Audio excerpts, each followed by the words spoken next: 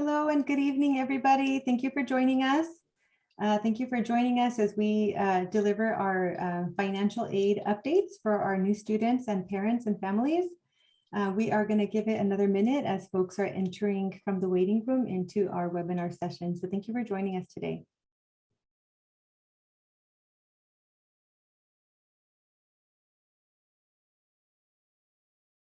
Okay, wonderful. For those of you that just joined, welcome. My name is Jessica Barco and I'm the Director of Financial Aid. We're excited to be here this evening to be able to provide you a webinar of financial aid updates, important updates for our new students and parents. We are going to give it one more minute as we have attendees entering the webinar at this moment.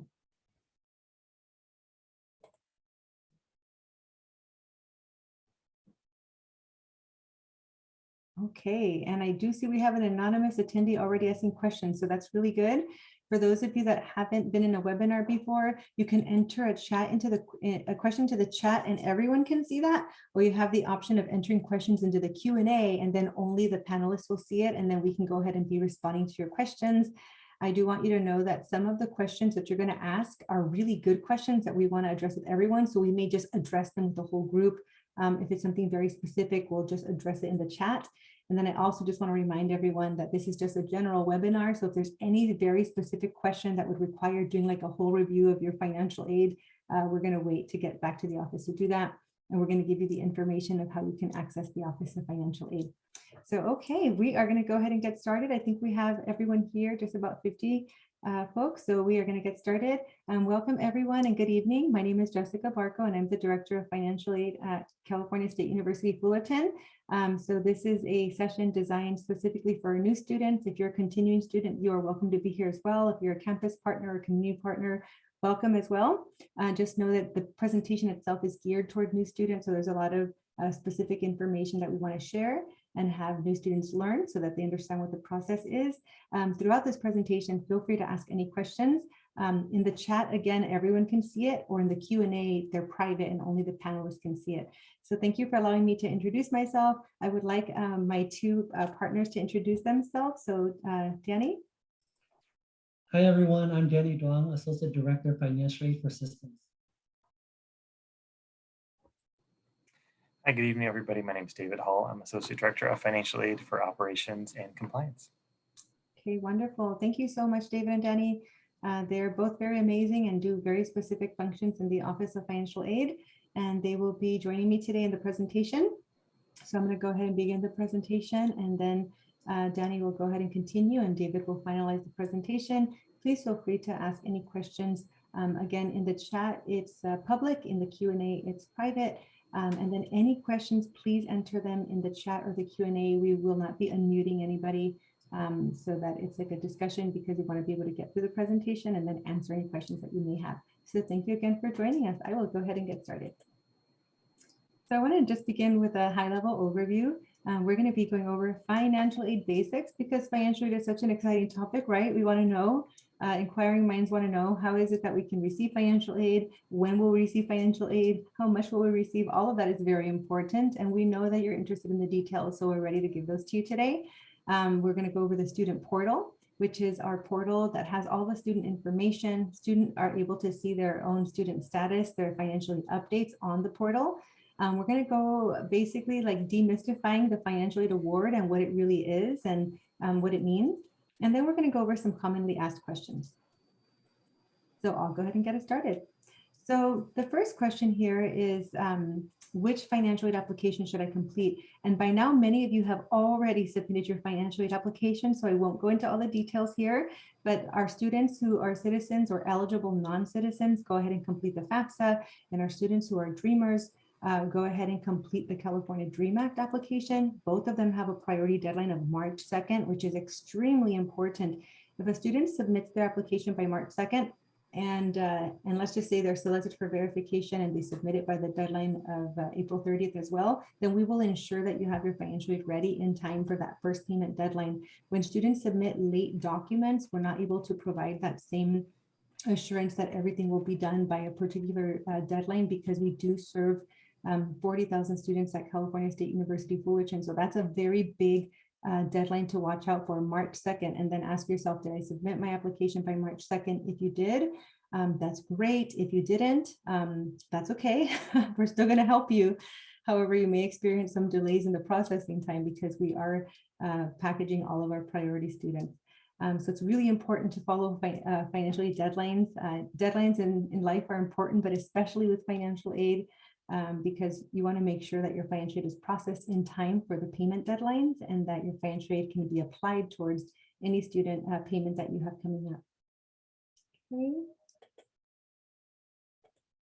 So next, basically, once you complete your FAFSA application or your CDA application, you're going to receive specific awards. If you complete your FAFSA, again, if you're a citizen or an eligible non-citizen, you're going to receive potentially some federal grants, like a Pell Grant, a federal supplemental educational opportunity grant, federal work study potentially, a Teach Grant, a state university awards from the state of California that are listed there, and then also potentially federal loans, and then also part of the FAFSA eligibility is also for parents and Parent Plus loans that can take out loans up to the cost of attendance to be able to provide for any needs you may have.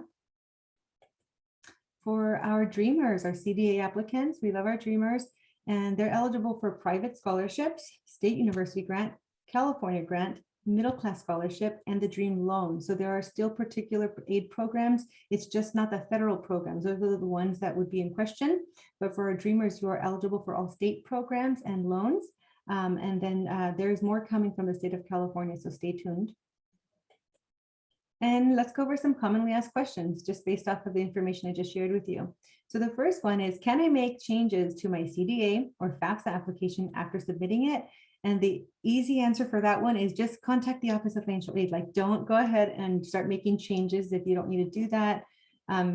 Anytime you make changes to an application, it just makes you look suspect with the federal government, for example. They could end up selecting your file for verification if you haven't been selected for it before. And you just never want the federal government selecting you for verification so that you need to submit more documentation.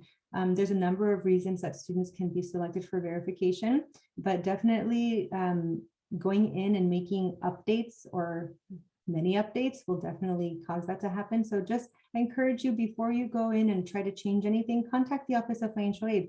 Inquire with us, let us know what it is that you're trying to do and why and for what purpose, and we may actually guide you in a different direction, or we may actually make the change for you. So always contact us. Can I submit the CDA FAFSA after March 2nd? As I mentioned, March 2nd is that priority deadline. It's very important. We serve 40,000 students at Cal State Fullerton. So the only way that we can really have everyone done by the payment deadlines is if students meet deadlines to begin with. So again, if you met March 2nd, great. If you didn't, just know that you still can submit it. We encourage you to always submit it. However, you won't be considered a priority applicant, which means that we're going to go ahead and process all the applicants that submitted everything timely first. And then as time allows, we're going to continue to complete the other, process the other financial aid awards, because everybody's important and everyone matters. However, we do need to go ahead and process those that submitted their applications by the deadline first. And so just because a student didn't submit their FAFSA or CDA application by March 2nd, doesn't mean that they're not eligible for federal aid. You still are eligible for federal aid. The aid that becomes in question when you're late is the state grants. So the state grants do have hard deadlines. So always follow deadlines. Those are really important, especially when it comes to financial aid. And then I am going to just continue to move to the presentation. I do see a few hands raised and some questions in the chat, but I'm going to go ahead and if any of them are related to what I'm sharing, I may pause for a minute.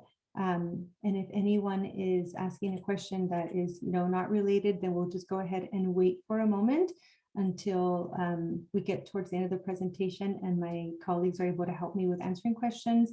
I see a lot of folks are asking super specific questions that are related to them as an individual. So I will refrain from answering any of those publicly. But I do see your hands raised. So I just want you to know that I see them, but you're asking very personal ones. And we definitely don't want to talk about anyone's personal matters in a public forum. So thank you. So financial aid, next steps. So if you submitted your financial aid application, and now you're wondering, so what's next? When am I going to be awarded? What will I be awarded? When will I be awarded? And what does my financial aid package look like? So let's talk about understanding your financial aid award and your package.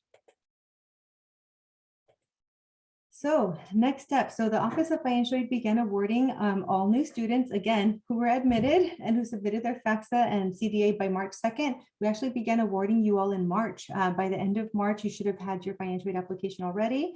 And then again, you must be admitted or have a FAFSA or CDA on file by that March 2nd party deadline. If you are selected for a process called federal verification, that comes from the federal government, not from Cal State Fullerton, there were documents that we requested of you, and those need to have been submitted by April the 30th. Again, those two important deadlines. Not everyone is selected for verification. It's about a little over 20% of our population that is receiving financial aid that will be selected for verification.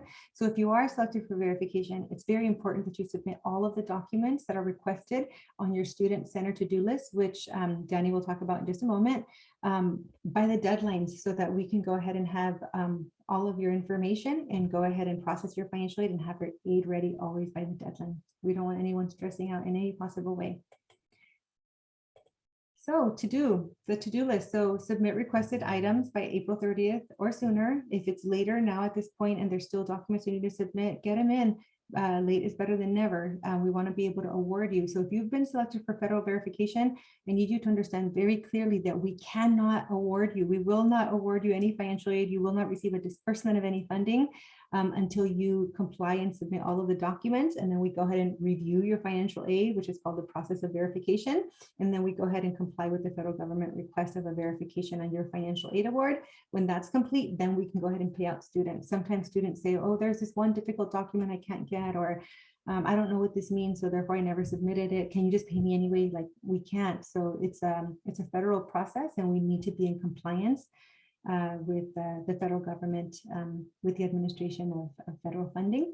So forms must be submitted. You can submit them to the Office of Financial Aid. Again, submitting documents late, you can still do that. We encourage you to submit them if you still have them outstanding, but they may result in the reduced eligibility for state aid award programs. For example, delayed processing times, late payment of financial aid funds. Like, instead of getting them when the payment is due, you might receive them later.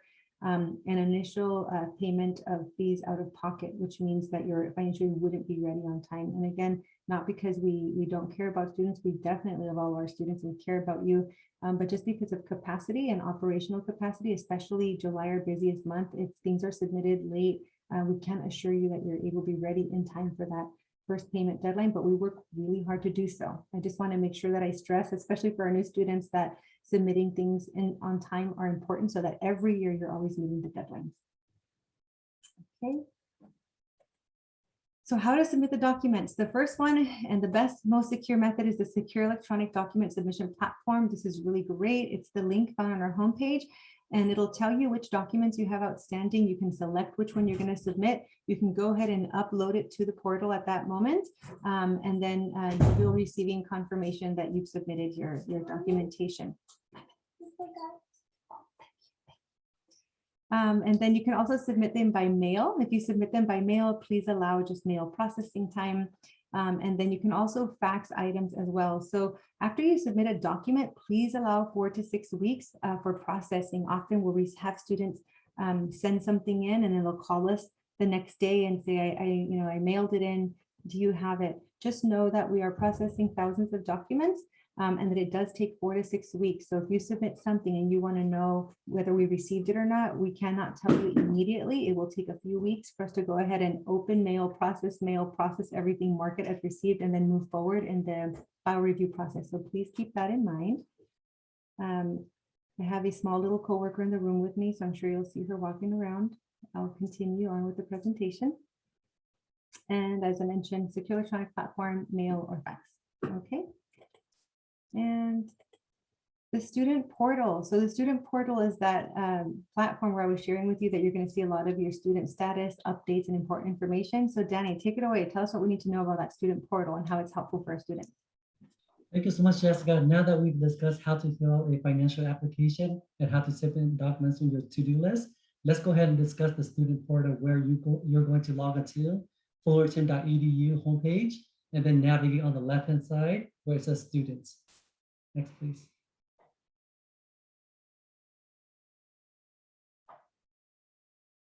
All right, and when you log into your student portal on the left-hand side, it should say Student Center with a red arrow. What you want to do is click on that Student Center to take you to your account, and then notice on the right-hand side there's a little mail icon. That is your CSUF mail. We encourage you to check your mail regularly so that you can see any correspondence for the Office of Financial Aid or any other departments on campus. Next slide, please. Once you're on your student portal, on your right-hand side, you will see a to-do list. For example, on the to-do list, these are the items that a student is selected for verification. Some of these items may be requested for a student to submit, such as the 5 below. Next, please. And then in order to view your financial aid on your student center, it will be on your very left-hand side where it says view financial aid under financial aid. So what you want to do is click on that link right there. Next, please. All right, so let's go ahead and start to understand how your financial aid package looks like. So once you navigate to your student center and click on view financial aid, if you notice on the bottom, that's an example of how estimated financial aid will look like. As you see, estimated aid will always start with the word estimated, and then it'll be whether it's federal Pell Grant, state grants, or loans. So this is just an example of an estimated aid.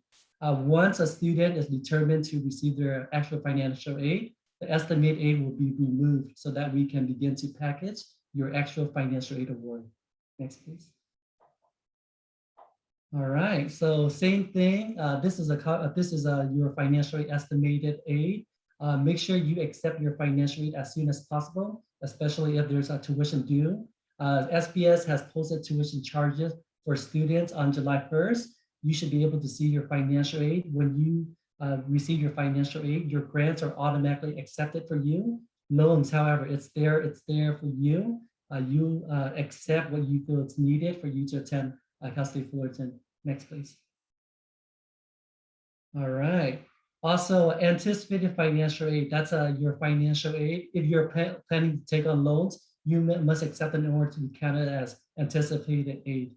Next, please.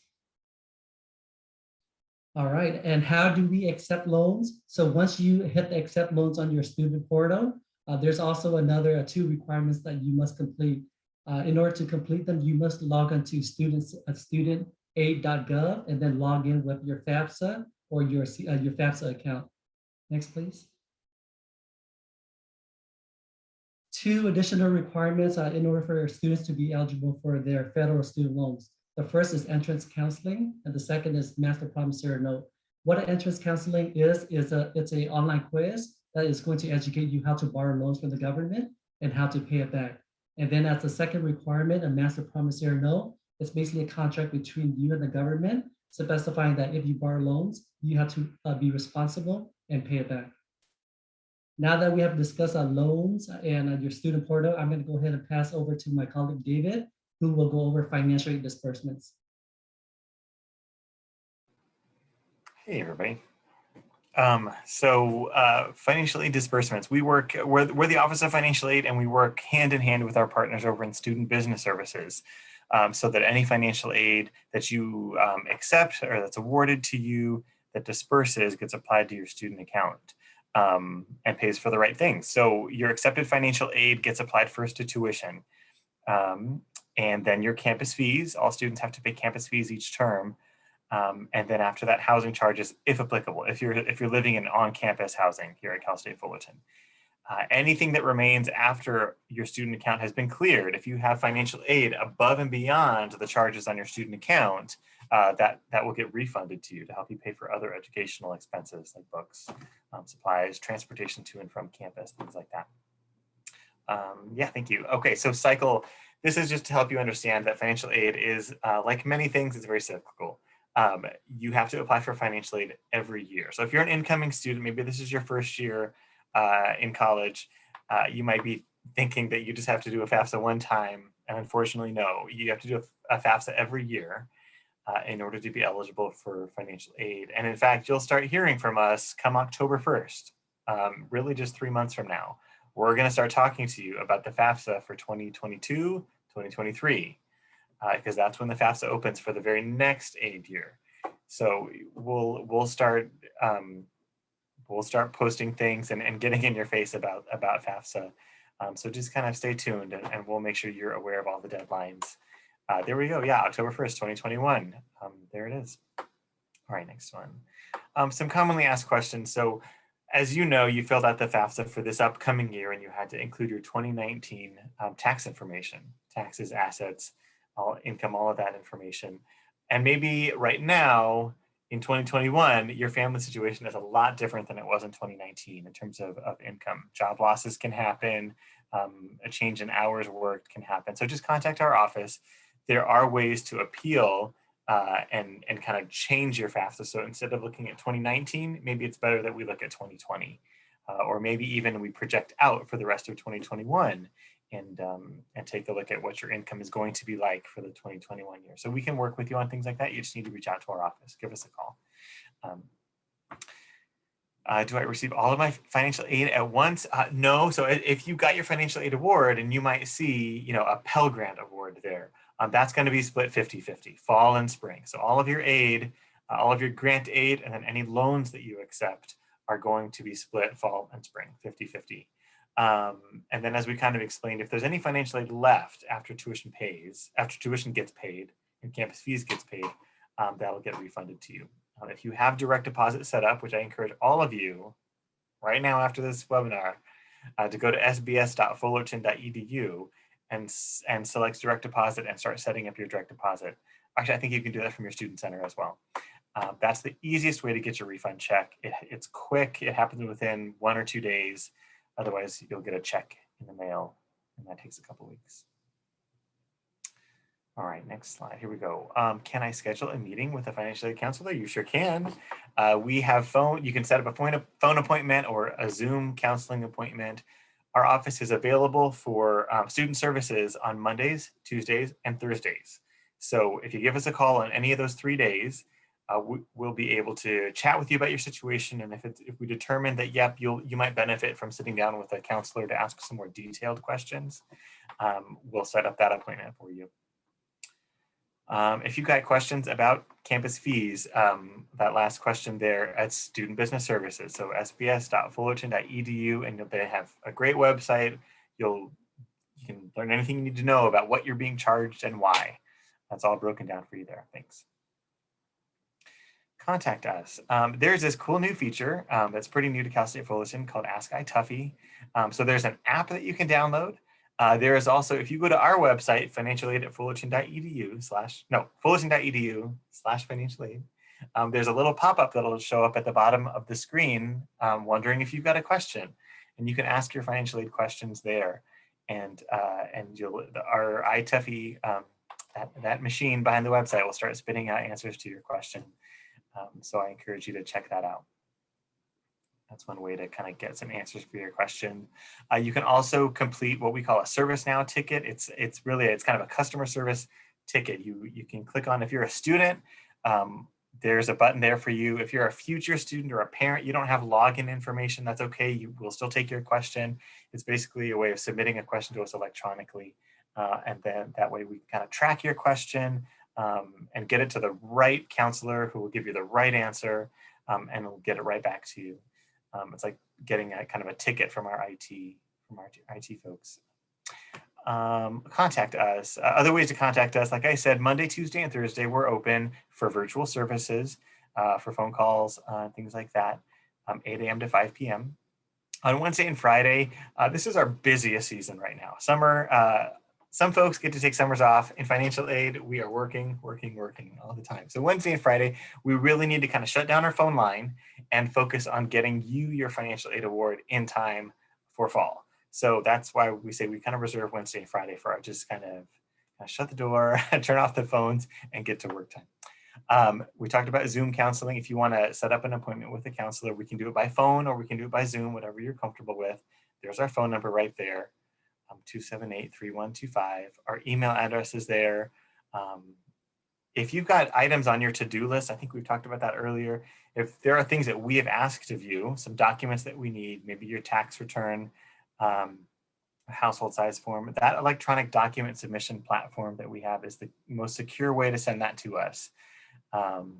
So I encourage you, it's on if you go to our website, it's right there in front of you, but there's the link as well. That's our main website right there, fullerton.edu/financial aid. And then we have an Instagram account full of all sorts of exciting announcements and updates. So there's our handle. Please be sure to follow us. If you want to make sure you don't miss the opening of the FAFSA for the next year, start following us on Instagram. We'll be sure to blast it out many, many times on Instagram, and you won't miss it. So, and we're here to help. Like I said, July is the busiest month for us. You got a payment deadline on July 30th. We know that. We're doing our absolute best to make sure that you have an award out there on your student center by July 30th. We're doing everything we can. And we know that you got your tuition charges dropped on July 1st. So you saw that you registered for classes a while ago, and on July 1st, you saw how much it actually is going to cost. So I know that's a shock for you. And we, like I said, we're aware of it. We're working hard to make sure you've got a financial aid award set and in place. We're doing our best. If you send us an email, we'll take about 3 business days to respond to it. Sometimes our phone line can handle 25 callers. I'll just say that. And it might take 30 minutes for us to get to you in our phone queue. If you don't get through, if you're caller 26, just try back. We've got tons of folks that are trying to answer phone calls. So just keep trying back. Don't give up. Get in the queue, and we will answer your phone call before the end of the day. If you get in the queue, we'll get to you. Promise that. And like I said, we're working hard on making sure everybody, if you were selected for verification, you submitted your FAFSA or your CDA on time. If you were selected for verification and you submitted your documents on time, we're working hard to make sure you have an award by July 30th, by that payment deadline. So I want to really stress that if you've done what we've asked you to do and you've done it on time, we're trying to make good on that and get you your award by July 30th. I think that might be my last one. Is that it? Yay, thank you. Titans retire. Welcome to the Titan family. Thank you for saying yes to Cal State Fullerton. Oh, Jessica, you're on mute. Come on back. Thanks, David. Thank you, David, and thank you, Danny, for your presentations today to our new students. And I know we have some current students as well. And I just thank you so much for answering questions. We've answered 26 questions already. We still have 20 open questions, so we're working as quickly as we can to respond to all of the questions that you have. Based on the questions that have been asked, I just want to provide a few general important points of information. There are some folks that have said, I don't have a financial aid award and I completed my FAFSA by October 1st, the first day that it came out, but I have no financial aid award. So I just want to mention 2 things. One is that when a student completes a FAFSA, always make sure that you list Cal State Fullerton as one of the schools at the end to receive your FAFSA information. And then the second piece of information that I want to mention as well is that ensure that you have not been selected for federal verification. If you've been selected for federal verification, you're going to see to-do items on your to-do list on your student portal. And as I mentioned earlier, if you are selected for federal verification by the federal government, we're not able to provide you with a financial aid award until those items are submitted. Like there won't be any kind of disbursement of funds. And if that is a situation where you're like, I've done all of that, then that could be something very unique and specific. And we would encourage you to contact the Office of Financial Aid. As David said, it is a very busy time for us right now. So if you don't succeed at first when you first try the line, just continue to try. We are open all day on Monday and Tuesday and Thursday. And then as we have mentioned on Thursday and Friday, we are unavailable for student contact because we're basically just processing. We're reviewing financial aid, we're reviewing documents, we're getting everything submitted. Another question that came up is income appeals. What if my financial situation has changed? If your financial situation has changed and the updated FAFSA doesn't reflect that information, then we do have a process by which students can be considered for additional aid. It's called an income appeal. We do have that information on our website. It's a projected year income appeal. However, if the student's been selected for verification, you do need to complete your verification process first, submit all of the documents first. Once we go ahead and finalize the review of your award, then at that time we can make any adjustments if we need to. If students are waiting to have an appeal first and then submit their documents, it doesn't work that way. It's the opposite way around. We need to go ahead and complete the review of your financial aid file and then go ahead and see if we can adjust and make any further considerations. Income appeals are something that we are definitely supportive of with students in the Office of Financial Aid, especially with COVID-19. A lot of different work situations have changed, family dynamics. So I just want you to know that in general, an income appeal has to do with something that's outside of the control of that family. So I know that we're seeing like mass resignations across the nation where people just leaving jobs. Like that's not something that would qualify specifically for an income appeal, but it is something like a layoff or a loss of income, whether it be because of a job loss or the loss of a family member. There are very difficult things that happen. And then we go ahead and document what occurred. There are documents that we ask for, and then we complete the review, and then we see if we can decrease what that expected family contribution is to see if we can make your need go higher so that you're eligible for the more need-based aid, like such as a Pell Grant. Keep in mind that the income appeals, we're basically seeing if you're eligible for any other aid. There are times where a student already has a zero EFC. Zero EFC means that the federal government is not expecting your family to contribute anything. EFC means expected family contribution. And then based on the federal methodology with the information that you completed on the FAFSA, the federal government decides that your family doesn't need to, contribute with anything, and that's great. That means that you are going to receive maximum financial aid funding. When that happens, and you have that zero EFC and you receive maximum grant funding, an appeal won't help at that point because you're already receiving the maximum amount of aid as possible. So just keep those details in mind. We are going to be having income appeal webinars coming up in this month of July. I think there's one on the 13th, one on the 19th, one on the 23rd, if I'm not mistaken. So just go on our website under income appeals, and you're going to see the different webinars that we have, or Zoom opportunities. We're going to be posting those soon if we haven't done so already. But we definitely want to help students who have been facing difficulties due to COVID-19 or job loss. And then again, just keep in mind that the income appeal is looking for something that was out of the control of a family, and then seeing how we can assess need and then potentially offer additional financial aid resources. Okay, so Jessica, can I make a quick plug for making sure that you check your school email address. If you're a first year student, sorry that you do have another email address to check. I know we all have lots of different email addresses and it can kind of be a hassle, but that's one of the main ways that the university will communicate with you. So if you feel like, hey, I haven't heard anything from financial aid or student business services or something like that, it might just be that you haven't logged into your email yet. So please be checking that.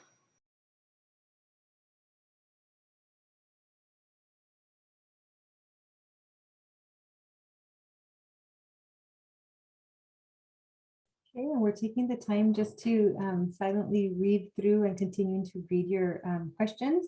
But this concludes our presentation today, our webinar, of what we wanted to share with you of important information.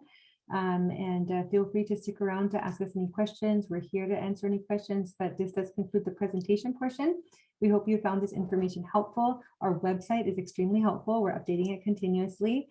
And I also just want to make a plug for Instagram. We do post quite a bit on Instagram. Tomorrow, I will be doing an Instagram live with the director, myself, tomorrow at 12:30. So just plug in. I give just general updates, information, things that students may want to know. And I tend to do those on Friday in the month of July. So stay tuned on Instagram if you have an Instagram account. And then just know that we continue to provide important and timely student updates. We send them to the Dean of Students office and they go to all of our student population.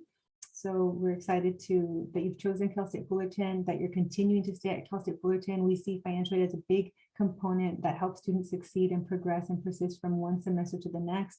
We want students to have a very good experience with financial aid. However, it does begin with the student with submitting things on time. Submitting things late already is getting started off on the wrong foot. So you never want to submit things late when it has to do with financial situations. As a student, as an adult ever, you always want to make sure that you're submitting things on time.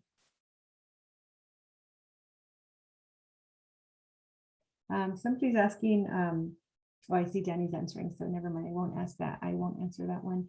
But Danny or David, just from the questions that you're seeing, is there anything that you would just want to share that you think would be helpful for everyone to see, for everyone to hear? I'm seeing a lot of questions about where folks might be able to find this presentation afterward.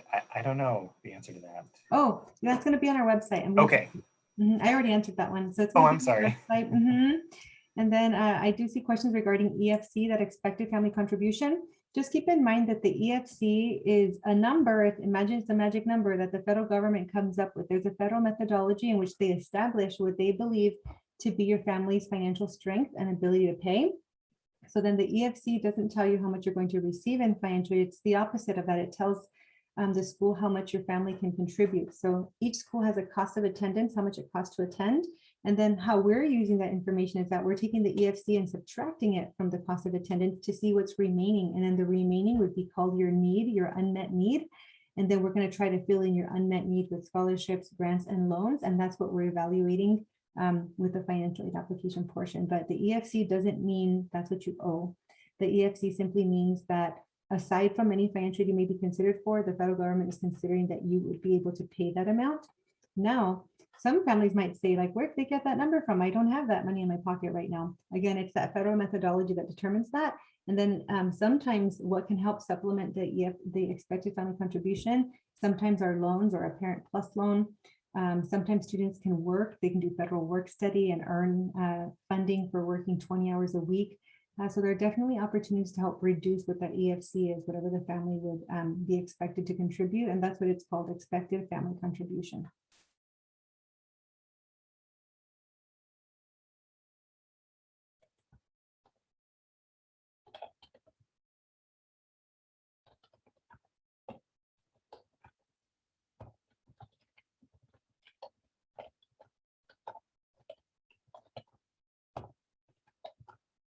So again, that EFC is the amount that a family is expected to contribute, but not owe necessarily. It doesn't mean you're on the line for that amount and you're going to owe that as a bill. It just simply means that we are not going to count that when evaluating all of the aids for the that are available for a student. We're going to just look at what the unmet need is after the expected family contribution has been considered.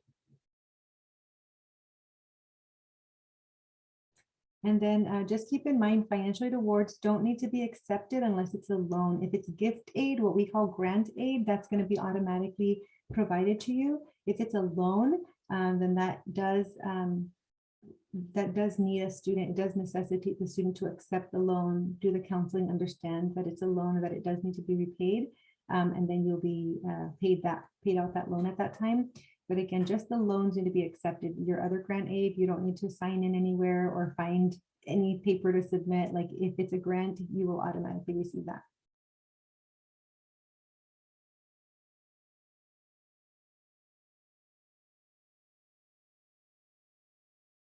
All right, and I see a question regarding Cal Grant. Cal Grant is a financial aid, works in tandem with the federal government and with the state government. So we receive information that tells us who's eligible for federal aid based on EFC. And then we receive who's eligible for state awards based on a roster that comes from the state of California with the student's name on it. So as soon as we receive those rosters, we're applying aid. We do receive those continuously. It's not just a one-time thing. There can be updates that we receive. If you haven't received your Cal Grant yet, just know that we are still in the process of finalizing awards for fall 21. And I do also want to make a plug for tuition installment plans. That's kind of like a payment plan, basically. Somebody is asking, if I don't receive my financial aid by July 30th, do you recommend payments? Yes, definitely. And again, for anyone that submitted their FAFSA or their CDA application by March 2nd, and if they were selected for federal government for verification, submitted their documents by April 30th, our commitment to you is to get you your aid by July 30th.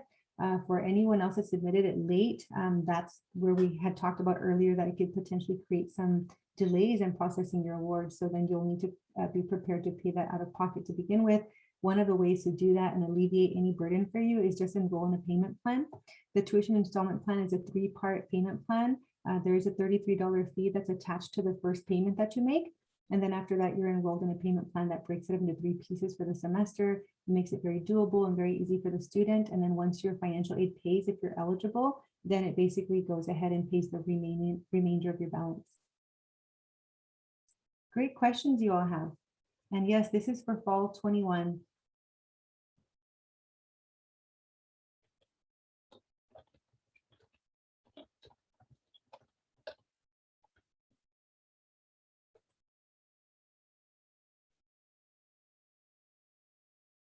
And good question. So if you're selected for verification, you submit your files. Does the processing time of 4 to 6 weeks also fix any errors that were made by the student? So I just want you to know that it takes 4 to 6 weeks just for the review to start. It can take additional weeks to go ahead and actually complete the review. So from the time that a student completes everything, then you're like in a waiting queue. And we do have a lot of students at Cal State Fullerton, and we're setting out to complete the review of your file, hopefully within the 4 to 6 weeks. Sometimes there can be an easy situation where there's no corrections needed. Everything's great. The verification that you provided is equal to what was self-reported, so it works beautifully.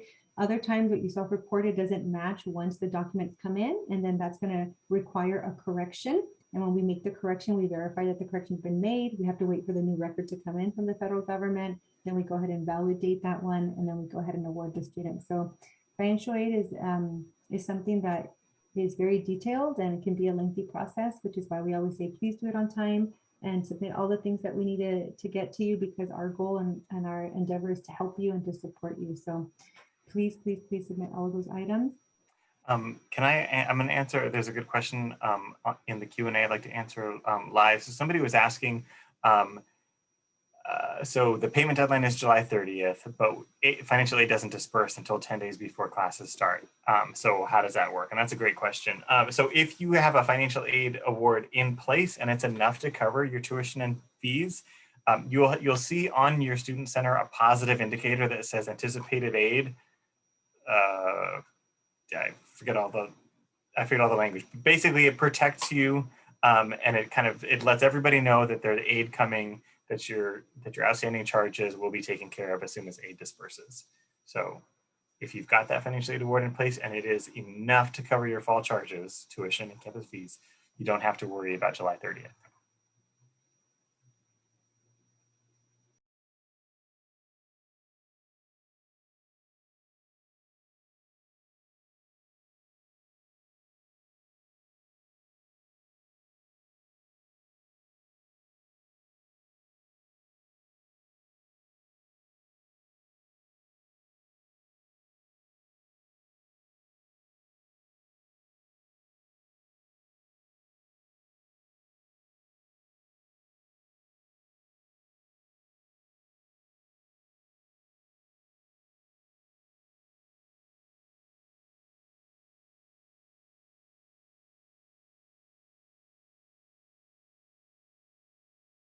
And I've seen this question multiple times, so I'm just going to let you all know that we are recording and we are going to be posting it on our website. So I just want to make sure we answer that question. And then Danny and David, feel free to unmute and answer any live questions that you feel are very broad and applicable to a lot of people. If there's some that are specific, I don't want to do that because I want to respect folks' privacy. And if there's anything that's super specific that requires like a review, we're just recommending that you contact the Office of Financial Aid. And we know that you're going to wait a little bit, maybe 30 minutes on the phone and 3 days via email. But if I can tell you a secret and a tip, just wait the 30 minutes on the phone. You're going to get all the help that you need and resolve your whole situation. Sometimes students, they'll call and they can't get through in 30 minutes. So they start calling faculty and professors in every other office. I'm like, that's not going to help you, and it ties things up. So just go ahead and call us, and within 30 minutes, you'll have the answer that you need. We'll give you the information that you're looking for. Emails does take about 3 days. We receive about 500 per day. And we do receive about 800 phone calls per day as well. So we're very busy in the Office of Financial Aid. We're all about helping students, and then also trying to measure that with the processing of financial aid so that we make sure that we also process your financial aid.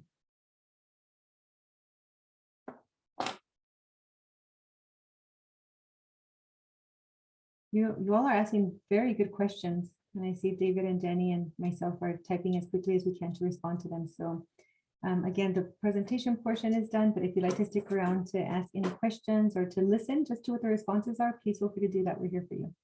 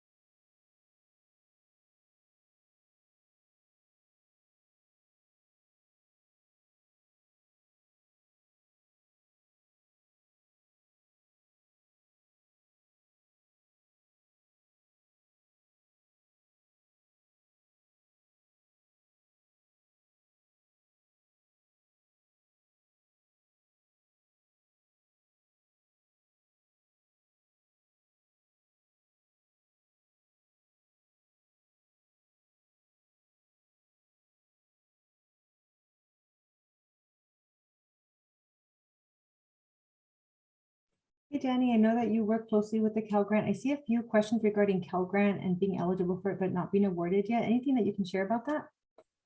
Yes, absolutely. Thank you, Jessica. So we are currently working on packaging our Cal Grant for students, and we are anticipating to finish Cal Grant awarding by the end of July. So once Cal Grant has been packaged, you will receive a notification on your student email, and then that's when you'll be able to log into your student center, click View Financial Aid, and take a look at your financial package.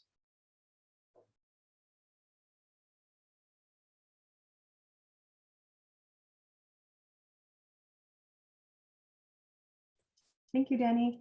I do also see questions regarding the payment and payment deadlines. I just want to make sure that everyone understands that the Titan A payment deadline is due on July 30th. However, there's also a Titan B and a Titan C, and those are all tied to corresponding registration dates. So if you registered after June 20th and on, you're likely part of, Titan B. If you registered between April and the end of June, you're part of Titan A, which would make you the July 30th payment deadline. If you're anywhere from the end of June through July, you're going to likely be Titan B, which gives you a few more days. However, you will know that because our student business services partners send an email to all students incoming and continuing on July 6th, letting them know if you have a payment due on July 30th. So believe me, we're looking for you too. The student business services department is looking for students too. So it's not like we leave you in a guessing game wondering, do I have a payment due or not? Like student business services will contact you if you have a payment due. And again, we're not the same department, but we do work together. Financial aid serves to award you funds based on your FAFSA and CDA. And then SBS is kind of like the bank. Then they bill you and charge you, and then you have to go pay them. So that's how that works. So we work together, we pay you, and then you pay SBS any tuition or amounts due. And another thing I want to mention, that's just a free tip, because then that's going to be the next question that comes up when school starts. I'm enrolled in classes, but how come I'm not receiving all of my aid? I just want you to know that most aid programs require full-time enrollment to receive 100% of your award. If you're enrolled half-time, you'll receive half of your award. If you're enrolled, a quarter time, you'll receive a quarter of your award, etc. So it's prorated. That's a word that means that it's adjusted based on how many units you're enrolled in. So is your aid. So if you decide to enroll in 3 units, then we're not able to pay you for 12 units, if that makes sense. So I saw that one as something that was coming that you may be interested in knowing. So we pay you based off of full-time enrollment. You're going to receive the full-time amount. And then the amount changes into a smaller amount if you're enrolled in less units, because the thought is that you're not being billed the same amount. You don't owe the same. So then the aid goes down. It works out. There is no deadline to accept loans. You can accept loans all the way to the end of the term. So sometimes folks are like nervous. They're like, I don't want to accept a loan. Like, what if I can get money? Let me just let me just hold off on that. Like, you can always do that. I just don't recommend that you decline loans, because then you got to go in person to come and fix that. So maybe just leave it there and accept it. If you're not interested in it, you can choose to accept it later or just never accept it.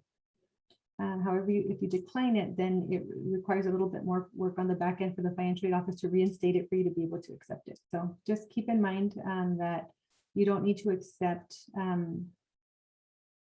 grant aid or gift aid or even federal work study if it's something that you're eligible for. David, you're more versed in work study. Would the work study award show on their award, or how will they know if they're eligible for federal work study?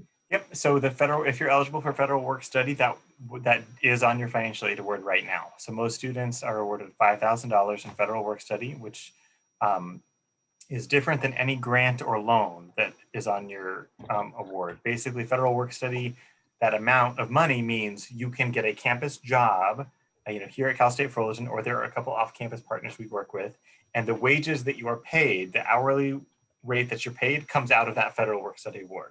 So it's not like a check that just kind of, if you get $5,000 of federal work study, we don't just give you $5,000. It means you can go to an on-campus employer and say, I'm a federal work study student, and then you can get a job and you're paid out of federal work study. So that's kind of what that means. Thanks, David. And then federal work study is really great because it helps you towards paying down any balance that's due, or it helps you just to keep money because it's payments that are made to you. So those are really great ways to earn money and gain professional skills, work in one of the offices. We have about 13 student workers that work in the Office of Financial Aid, and they are just awesome, wonderful, next level, gaining really great professional experiences. So it's always a good opportunity.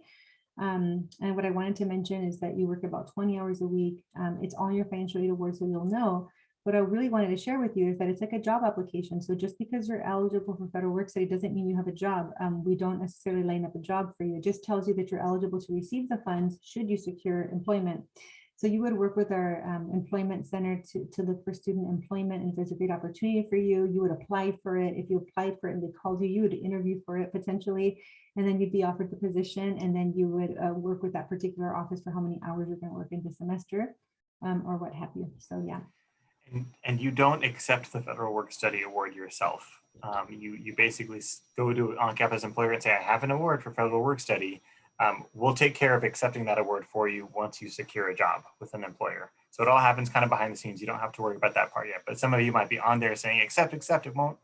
I can't accept my federal work study. You got to find a job first. And you can do that on our student employment page.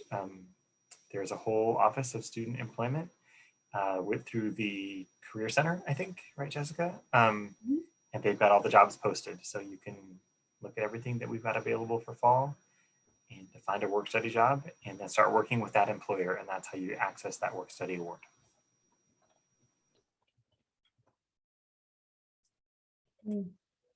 Thank you, David, for elaborating on that. We're going to continue. It's 6:56, so we're going to spend about the next 4 minutes answering as many questions as we possibly can. And then we're going to go ahead and post this video. So I'm going to go ahead and mute myself and continue to try to answer as many questions. And again, if there's any general ones, we'll try to come back live so that we can try to provide as much detail for everyone. I saw that question in the chat come through. Yes, you don't have to be a federal work study student to get a campus job. It's just, I would say, just head to that, head to the job postings at the Career Center and see what you can find.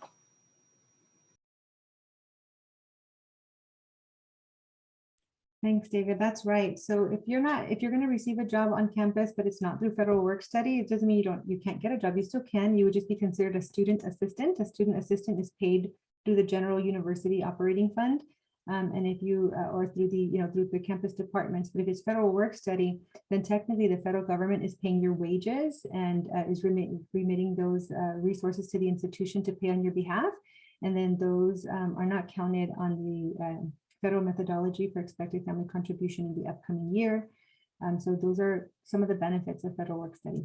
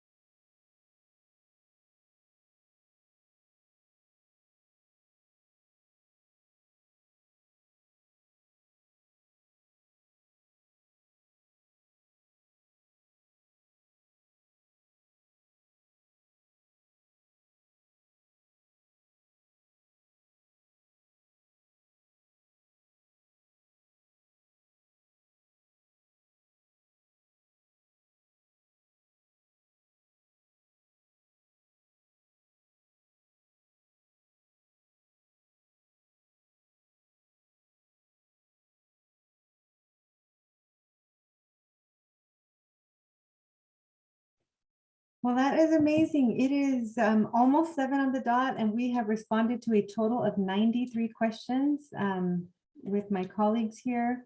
We have Monica Colasso. Thank you, Monica, for being with us, our Assistant Director of Campus Relations and Compliance. And there's Monica. Monica, thank you for being our secret agent behind the scenes, helping to power away with your magic fingers and getting in as many answers to inquiries. Danny, thank you so much for providing your expertise with awarding. and David with here. David, Danny, or Monica, do any of the three of you have any final words just based on questions or something that you thought of that you think would be valuable to share with our students today before we conclude? Monica?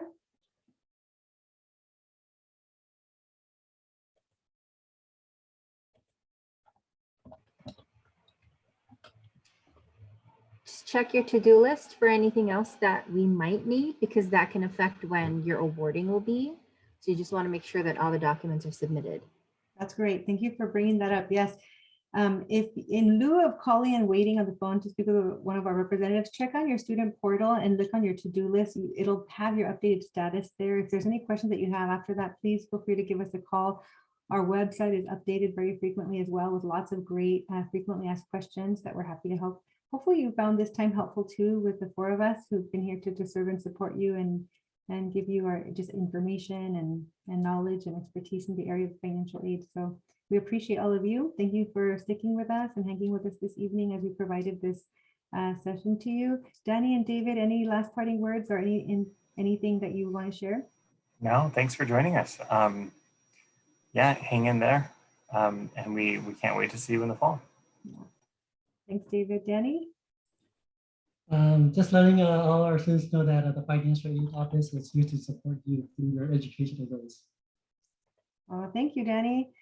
The Office of Financial Aid is definitely here to help support you in your educational goals. We appreciate each of you and we're rooting you on, and we're part of, again, just the persistence and retention of you by wanting to provide you adequate and timely service. So thank you for understanding that this is a very busy month, July, as we prepare for that payment deadline. So if you need to get a hold of us, know that it'll be just a little bit of a wait. The wait, I promise, is not long before or after July, but just that month of July is very critical for us. So if you need to get a hold of us, just take the moment to call us and know that you'll wait a little bit, but it'll be worth it because you're going to get all the information that you need, or at least we'll give you what the next steps are. So I want to thank everyone again. I know that there was some questions on the chat, but those don't disappear if we answered them or not. So I hope we got to all of them. I think we answered all of them on the Q&A already.